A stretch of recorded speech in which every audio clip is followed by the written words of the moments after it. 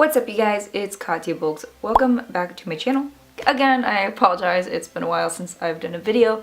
It's just that I feel like with the workouts, it's always going to be consistent, but I haven't shown you all of the workouts that I've been doing with my new program. Sorry, the floor is creaky. But I really wanted to put an effort into making more videos, and I have like a list of things I've always wanted to talk about. And especially now that I have a coach, I thought it would be cool to talk about coaching, stuff like that people may wonder about. So first of all, like, I definitely want to address the different options there are out there and what suits people better. So definitely, like, the first option is, if you want a trainer, is the one-on-one personal trainer. A lot of gyms offer it. If you have a gym that, like, you could pay for one of their trainers there. Wow, why can't I talk? Otherwise, like, people who are in home, there are people who can afford having an in-home trainer, stuff like that, or a trainer from outside who is allowed to come into a gym and train you there. Otherwise, the second option is usually online. So that's what I have. My coach, he actually lives in Florida, so it's all online. I do weekly updates with him, and I will, like, do progress photos, stuff like that. He has a sheet that I fill out. I send that to him every Saturday, so that's how I keep up to date, and then he'll make the adjustments according to that, send me like a little quick video and stuff. So that's like another option. Otherwise, there's kind of like the training of yourself. I've always done that, the whole kind of self-training. I have had my friend back when I was at Biola make me also like a full, I think it was 6 weeks I did with him, but I don't know, cost-wise, I'm happy with my coach because I chose him. I guess I'll move into this part of it of how I chose my coach. I definitely did a lot of research, and I totally like recommend everyone to do that. And so I wasn't particular with if they themselves are vegan, but if they at least feel comfortable training a vegan. And luckily, like with my coach, he gives me my macros, so it's not like a meal plan, so I just stick to my macros. I do the IIFYM. I don't really do as much as like certain meal prep kind of thing like that. That would cost more if you wanted that kind of coach, definitely. Adding the cost of food, or not food, but to give you a certain meal plan, because that takes them, you know, an extra time to calculate each thing and give you a meal plan. So otherwise, I just do IFM. I like it. It gives me flexibility with my diet, stuff like that. I do have the staples. I'll have to show you guys what I eat in a day sometime.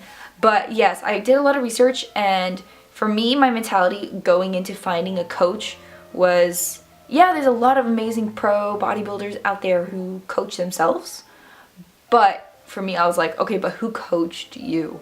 Who helped you get to that point? Now, of course, the coach only does, you know, like 20% of the work. You know how people say, you know, getting fit is 20% gym, 80% diet? Well, that's the same with having a coach. It's like 20% them giving you the tools, but 80% of you putting in the effort of going to the gym, sticking to your diet, stuff like that.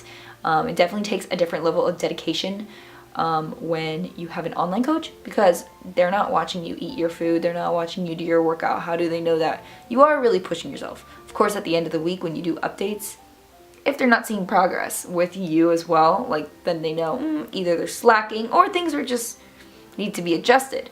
So it definitely takes a lot more discipline, I would say. Luckily, I feel like I am a quite disciplined person, so that's why it works out for me to do online.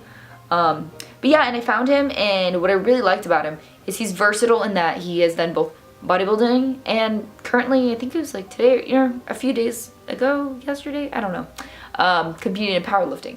So, and me, I love also doing powerlifting movements, so I'm glad that I have someone who can understand, like, oh, it's not just about hypertrophy, there's like a strength base to it too.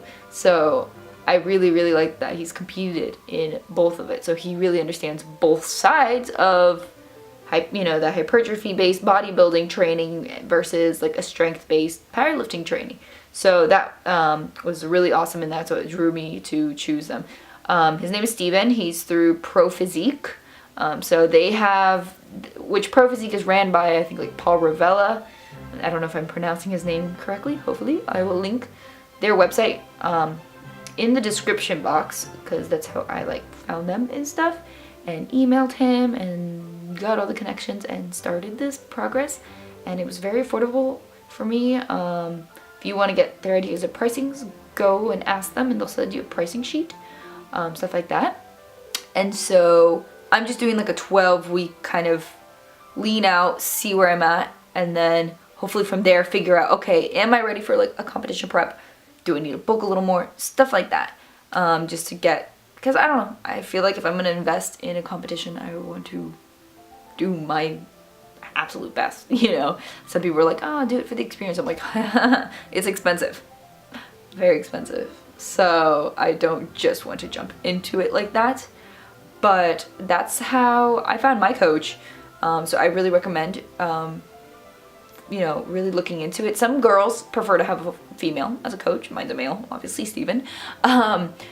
Because they feel like, oh, but they understand a woman's body better. Then again, Steven, he himself also, he's very educated. He has a bachelor's and he's almost done with his master's, doing like sports science. So I also very much like that. I know there are people out there who don't even have a NASM certification and train, because they've been doing this for years and they have a lot of knowledge and they've done a lot of research themselves. That's how I am. I've done this now for like 3 or 4 years and lifting, and I've done just always my own research and practicing on pretty much my own body and seeing how I do, and then watching friends who've competed in powerlifting, Olympic lifting, and bodybuilding, and seeing how they do it and how men's bodies differ a lot from women. So eventually I do want to start doing my own like online training for people. Haven't set that up. Haven't decided if I want to go through the NASM certification, because I know it's almost one of those things that anyone can kind of study for and get. So will it give me leverage? It's more if maybe I want to go work at a gym. But I feel confident in training other people. I do have steps to take when it comes to that. So I'm not like ready to dive into that. But I definitely want to do that, if that makes sense. So yes, I hope, I mean, I'm trying to think if there's anything I haven't addressed regarding training. This is just something I wanted to kind of talk about and that explain to you guys and hopefully help you guys answer questions. If there are any more questions, do comment down below if I didn't cover something. So, and if there's any other topics fitness related or even vegan related you'd like me to talk about, I'd totally be happy to talk about that.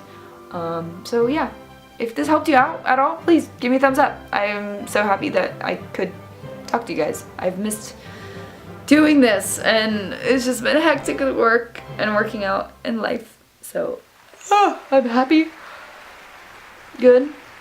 Subscribe if you haven't already. Join the fam. And I will, I guess, see you guys later. I love you guys. Great. Bye.